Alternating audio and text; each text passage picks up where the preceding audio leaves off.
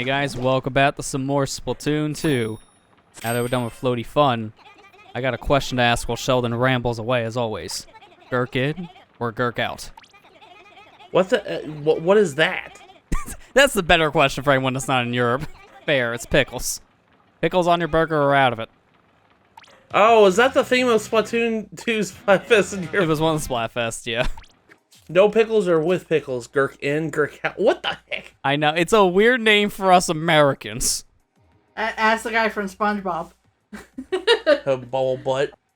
Well, the correct answer apparently is just gurk out. Just chuck them out of the burger. We don't like pickles in this house, so Splatoon 2 says no pickles allowed. Put them on the outside. You like pickles on your burger? You would have been a gurk in. Yeah. Apparently we're just not allowed to be in the world of Inkopolis then, because that will never happen. Outlawed. I'm the same. I like them on the burger. No pickles on burgers. I want to find out who. I'm gonna go time travel to find out who invented the pickle on the burger. I'm gonna have a question with him. Why? I mean, that was also a Splatfest theme with time travel, to be fair. Speaking of time travel, the Hero Umbrella. This is a very interesting weapon for Splatoon 2, because when this game first came out, this was not available in the multiplayer mode. So this was your only way of actually playing the Umbrella. So you could unlock this for multiplayer mode by just playing through all the levels here in Splatoon 2 at the time. But when you unlocked it, it didn't actually unlock in Sheldon's shop. Since it wasn't available for the multiplayer mode yet, that was just kind of put on reserve at that point. Sheldon would give a speech like, yep, alright, you can use this, but it wasn't available yet. I believe once the game updated to add umbrellas as a weapon type, then this became available in Sheldon's shop to buy. So this was like a nice sneak peek to use the weapon here in the single player. But nowadays, you're not going to have that effect, so yeah, the early day Splatoon 2 was a little weird with the weapon. That's weird. That is weird. The Splat Like, Umbrella. look, Sheldon, I earned this. Just let me have it, man.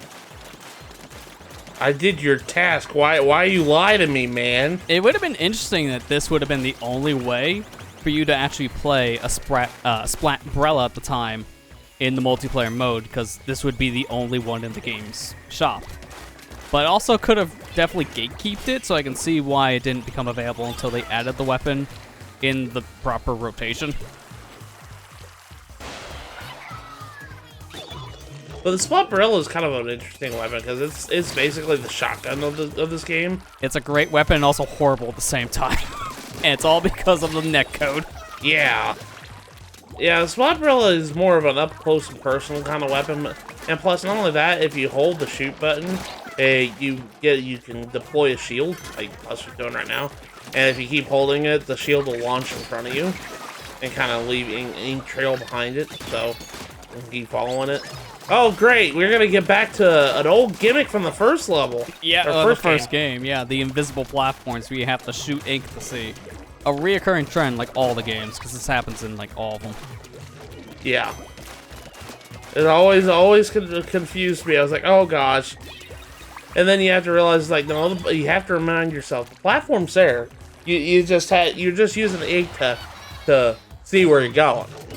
Because I always get afraid whenever I see those. I'm like, am I gonna fall down if I don't ink it? And they're like, no, you're not gonna fall down. Yeah, it always looks like you're going to, but luckily you're not. It's just keep on inking random spots, as most likely that random spot that you're just shooting at is probably an invisible platform. Yeah. But to kind of go back to the umbrella in a sense, is that this weapon's a really good defensive weapon to use in the multiplayer. The problem is the multiplayer. With the netcode kind of being hit or miss depending on the people you play with internet connections, the umbrella itself could either be really good to defend you or your fellow teammates, or people could shoot right through the umbrella shield. It just kind of depends on the game.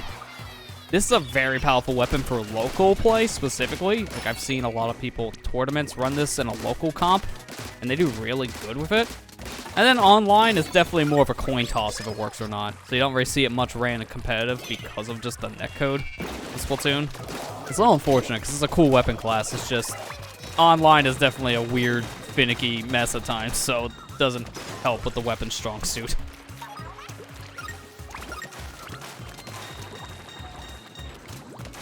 You didn't want all the onion rings, Lester? I'm a little full. I'm a little full. He didn't want all the onion rings? He ate too many pickles then, you know? Oh yeah, that's right. Yeah, exactly. He was a gherkin. Actually, he probably wasn't. Because who was? I don't know. We didn't have that Splatfest. Yeah, I was gonna say, we don't know the answer because it never happened here.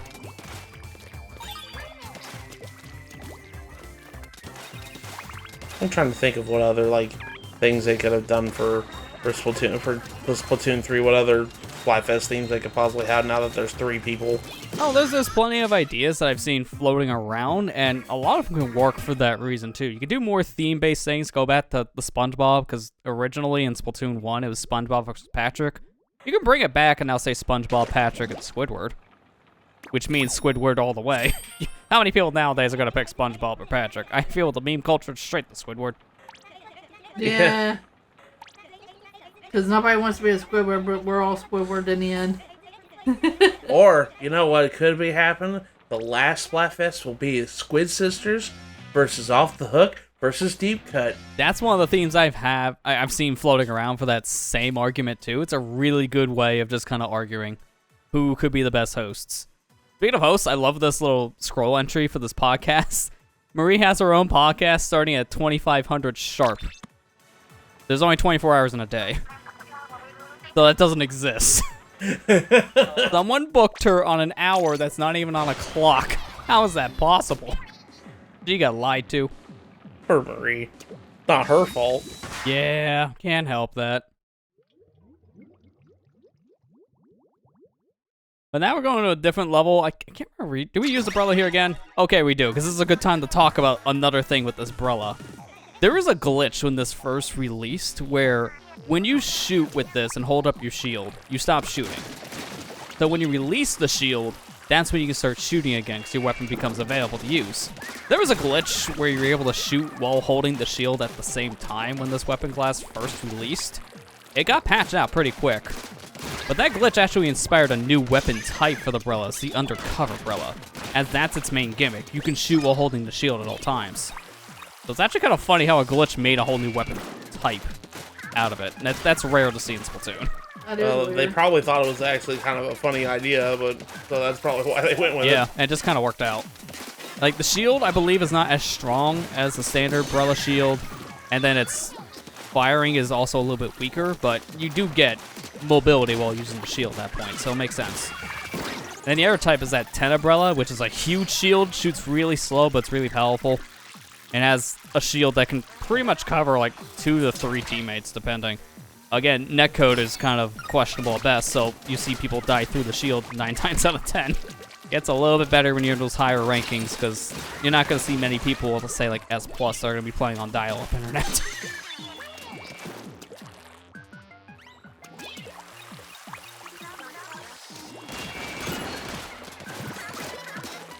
Oh, Moray Towers, I miss you.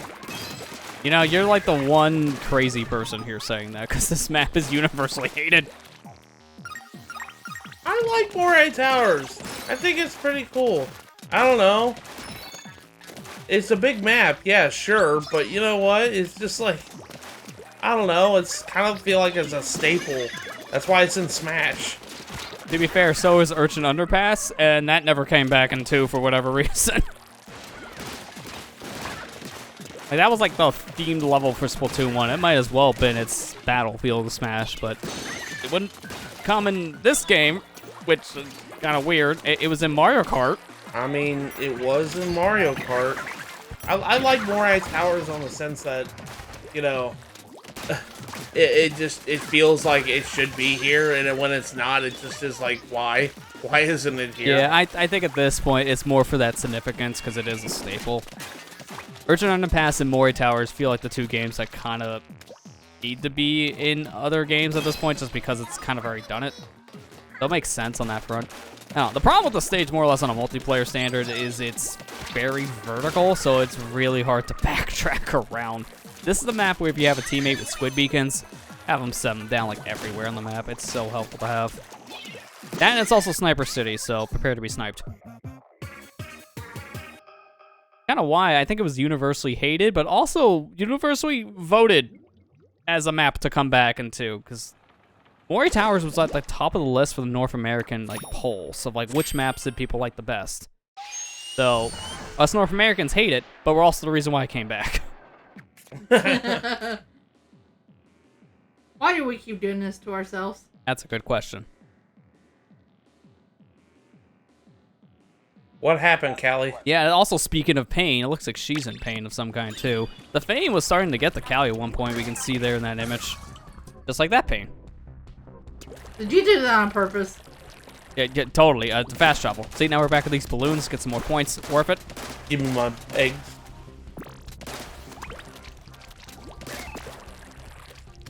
But at this point in the timeline, like Squid Sisters routine, they've been doing a thing now for years upon years. So Callie, while liking what she can do for a job, you can tell it was getting to her in that scroll. She's like, I don't really want to be, bombarded by photographers today, but I guess this is my life.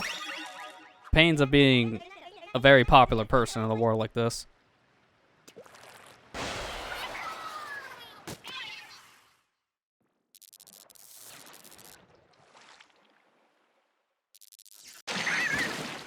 Boss of this level. I remember this boss. Yeah, this one can be kind of challenging, but at the same time, it's really fun to fight with certain weapons.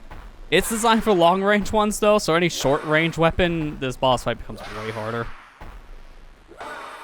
Looking at you, rollers. The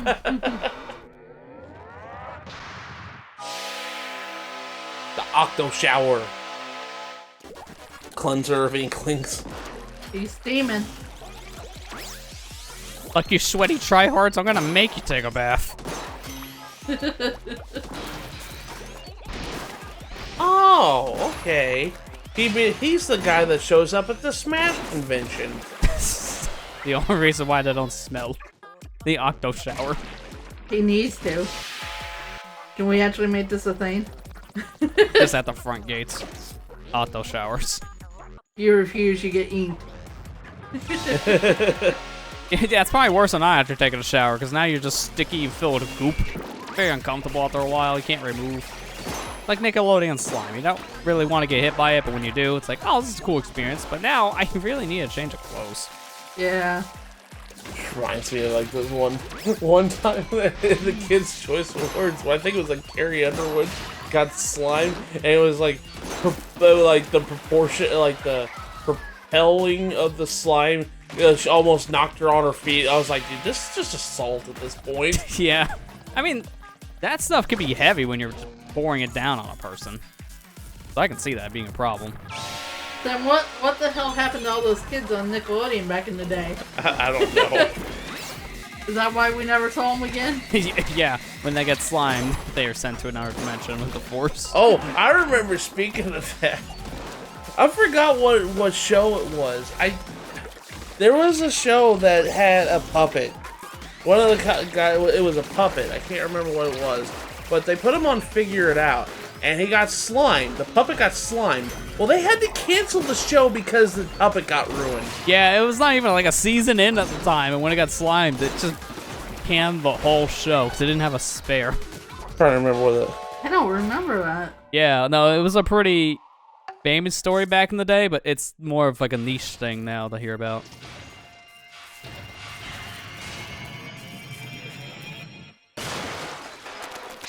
Also, I love when you destroy this boss, you hear the rubber ducky it had just kind of squeak out of existence.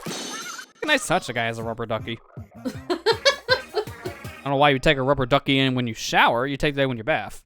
The show is called Cousin Skeeter, by the way. Oh yeah, that's right, the Skeeter puppet, that's what it was.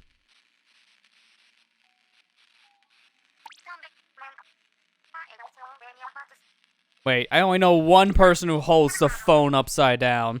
It's Callie!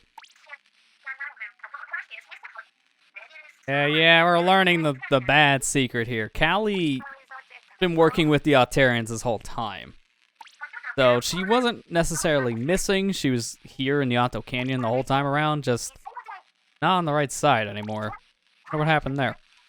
Also, how do you keep on holding the phone upside down and talking upside down? That's impressive.